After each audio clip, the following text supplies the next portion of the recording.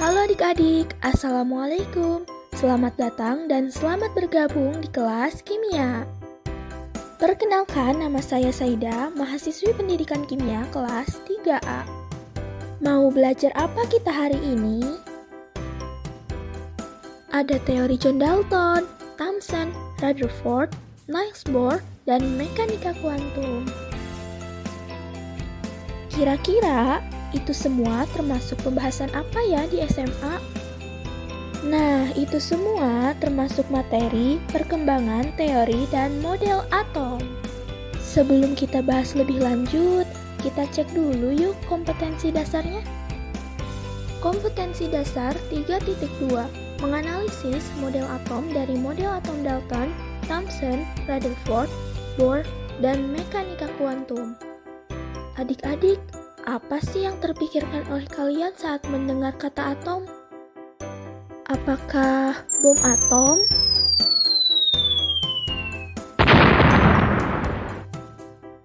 Sebelum kita mempelajari perkembangan teori dan model atom, kita harus tahu dulu nih, atom itu apa sih? Agar mudah memahaminya, kita bisa menggunakan air sebagai contoh. Molekul yang menutupi hampir seluruh permukaan bumi ini sebenarnya disusun oleh dua jenis atom yang super kecil loh. Nama kimia dari air yaitu H2O, menunjukkan bahwa air terdiri dari dua atom hidrogen dan satu atom oksigen yang terikat. Nah, dari molekul inilah kita akhirnya bertemu sama teori yang katanya nggak bisa dibelah lagi. Benda-benda penyusun matahari, planet bumi, hewan, dan manusia. Inilah yang kita kenal dengan istilah atom.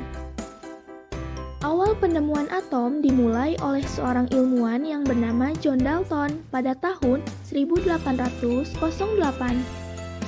Dalton membayangkan bahwa atom seperti bola padat berongga, sehingga dia beranggapan atom merupakan bagian terkecil dari suatu materi. Namun, Dalton tidak mampu menjelaskan kelistrikan atom.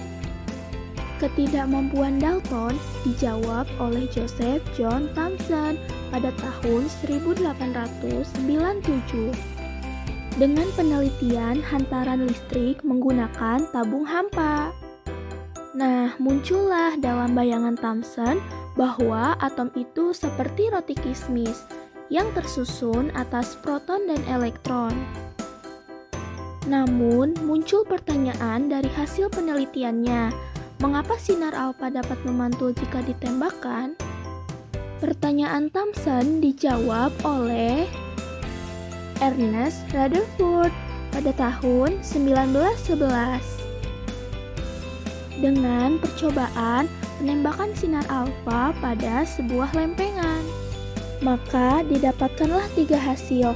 Yang pertama, sinar alfa menembus, sinar alfa dibelokkan, dan sinar alfa dipantulkan.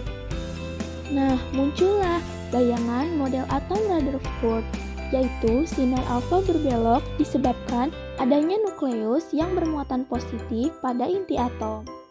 Namun, muncul pertanyaan kembali, mengapa elektron tidak jatuh ke inti? Nah, pertanyaan tersebut dijawab oleh Niels Henrik David Bohr pada tahun 1913. Beliau mengemukakan bahwa atom memiliki lintasan elektron. Nah, inilah penyebab elektron tidak jatuh pada inti. Namun, postulat Bohr hanya berlaku untuk atom satu elektron. Bagaimana dengan atom yang memiliki elektron lebih banyak? Pertanyaan tersebut dijawab oleh Erwin Schrödinger pada tahun 1926.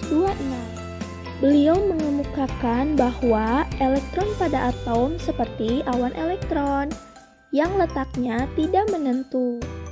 Dari perjalanan sejarah tersebut, didapatkanlah model atom yang kita kenal hingga kini. Begitu indah bukan? Sekarang, apakah persepsi kamu masih sama atau sudah berubah? Demikianlah penjelasan materi kita kali ini. Semoga bermanfaat ya. Tetap semangat untuk belajar kimia. Sampai jumpa di next video.